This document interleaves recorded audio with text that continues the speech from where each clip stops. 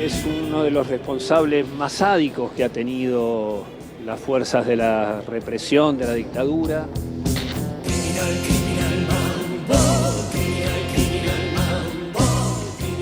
Falleció condenado como lo que es, una persona que ha cometido delitos de lesa humanidad.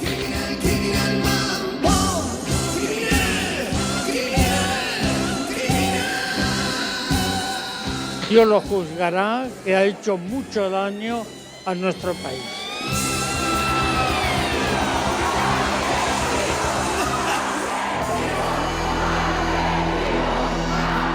Murió el represor Miguel Osvaldo Echecolatz. Tenía 93 años, acusado de la comisión de crímenes de lesa humanidad.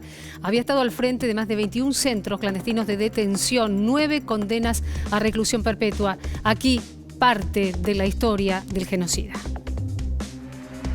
El represor Miguel Osvaldo Echecolatz fue sentenciado 9 veces a cadena perpetua. Estaba alojado en una cárcel común en la unidad 34 de Campo de Mayo desde casi el comienzo de la pandemia. Pero por diversos problemas de salud había sido trasladado a la Clínica Sarmiento de la localidad bonaerense de San Miguel, donde murió. Entre 1976 y 1979 estuvo al frente de la Dirección General de Investigaciones de la Policía Bonaerense. En los 21 centros clandestinos de detención que comandaba, fue responsable de torturas, muertes, abusos y expropiación de menores nacidos en cautiverio. Nosotros éramos militantes políticos en aquella época y los jóvenes con la política siempre fueron una combinación un poco explosiva. Entre los múltiples reclamos que teníamos como militantes políticos secundarios era el boleto estudiantil. Fue responsable de la desaparición de estudiantes secundarios en el hecho que se conoció como la Noche de los Lápices. En abril de 1986 lo detuvieron por orden de la Cámara Federal, que lo terminaría condenando a 23 años de prisión por los crímenes cometidos en lo que se conoció como el Circuito Camps. Tiempo después fue beneficiado por la Corte Suprema y quedó libre. En el 2001 se lo detuvo por el robo de una bebé, hija de desaparecidos, y fue condenado a 7 años de prisión. El mundo de repente se puso derecho. De repente uno dejó de sufrir por lo que ve por acá, por allá, y lo que recibe y lo que lee. Y hoy me siento una mujer sumamente feliz por haber encontrado y tenido aquí a mi lado a mi nieta, Clara Anaí. Se le aplicó el beneficio del arresto domiciliario, que le fue revocado en 2006 al descubrir que tenía un arma de fuego en su domicilio.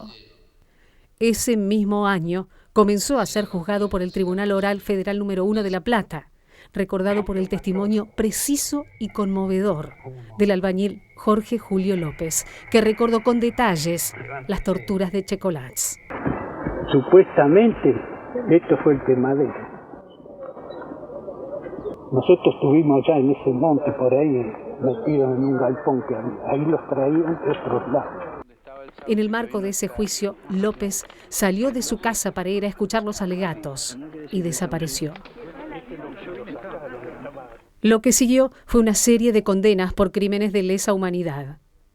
Echecolatz murió sin mostrar arrepentimiento, reivindicando lo que hizo y condenando a muchos familiares de desaparecidos a seguir buscando los restos de sus seres queridos. Hoy, muchos hijos e hijas de quienes asesinó u ordenó matar siguen sin conocer su verdadera identidad. Sus últimos años estuvieron marcados por el repudio de la gran mayoría de la sociedad y hasta de su propia familia. Murió un genocida, protagonista de los años más trágicos de la historia argentina.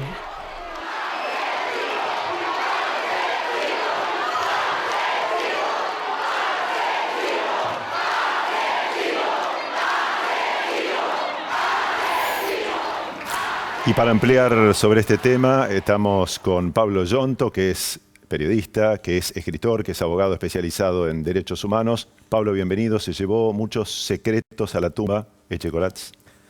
Sí, sin duda, buenas noches. Se ha llevado muchos secretos, pero también nos quedamos con la convicción de que muchísimos de esos secretos van a ser encontrados por las investigaciones que se están haciendo, cómo se logró, pese al silencio de Echecolás y de otros represores y genocidas que murieron, la investigación, la tarea de los organismos y la tarea de la propia sociedad logró develar muchos de esos secretos con los cuales se lo pudo juzgar a él, ¿no? Documentos, testigos, y yo creo que este ícono del periodo más oscuro de la Argentina, hoy en la Argentina nadie derrama una lágrima por él, nadie siente pena por él, y se ha ido condenado y se ha ido, digamos, en una hasta soledad familiar, ¿no? Y que creo que eso marca lo que ha sido este personaje. Pablo, fundamentalmente hay sectores que cuando Echecolás declaraba en algunos de estos juicios se sentían, no sé si la palabra es identificados, pero partícipes de esa reivindicación de lo que fue la dictadura cívico-militar en la Argentina. Vos sos abogado de varias de las querellas. ¿En cuál de ellas? Recordanos. No, de las querellas en las que fue condenado y estuvimos, bueno, la más por ahí simbólica ha sido la del centro clandestino Puente 12, ubicado en el camino al aeropuerto internacional de Seiza, ahí en la autopista Richeri al costado y camino de Cintura. Y bueno, estaba tramitando un juicio actualmente por el caso de lo que se llamamos los pozos, de Banfield, de Quilmes y el infierno, y estaba por empezar justo un juicio por el crimen de un militante político en La Plata, Benavides, en el cual estaba recientemente llevado a juicio oral Echecolás. Era un juicio que iba a empezar dentro de poco. La reacción en los familiares ha sido, es una reacción extraña, ¿no? Porque muchos familiares nos decían hoy por las redes sociales, tendría que haber vivido 120 años, así pasaba ese tiempo en la cárcel. Pero bueno, sabemos que él tenía 93, estaba ya internado hace 2 meses, era algo que estaba anunciado, pero creo que el impacto en toda la sociedad, ¿no? Porque son estos apellidos Echecolás, Astiz, Acosta, de los que quedan, Riveros, que causan la misma conmoción o parecida de cuando se iba conociendo la muerte de Videla, Macera, Agosti, los apellidos más tristemente célebres de esa dictadura cívico-militar.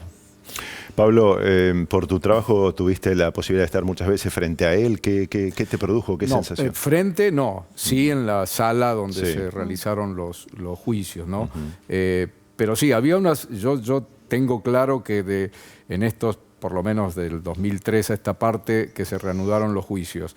En estas etapas de juicio oral, donde el público, los familiares y parte de la sociedad estaba presente, el ingreso de Echecolás a la sala generaba una cosa muy fuerte, la reacción del público, de los jueces, de los familiares, desde gente que lloraba al verlo entrar y gente que enseguida se paraba al grito de asesino, asesino, por varios minutos hasta que él se sentara y el juez ordenara silencio en la sala. Pero era muy fuerte, que no pasaba con otros genocidas, que digo, ya hay más de 1000 y pico que han pasado por los juicios, y sin duda la presencia de él. Sus últimos juicios iba con esa, que creo que se ve ahí en la imagen, con una cruz que además a nosotros nos parecía cada vez más grande, pues en las audiencias parecía que traía a propósito una cruz cada vez más grande, pero creo que hasta los propios, la propia Iglesia ha repudiado sus crímenes y por lo menos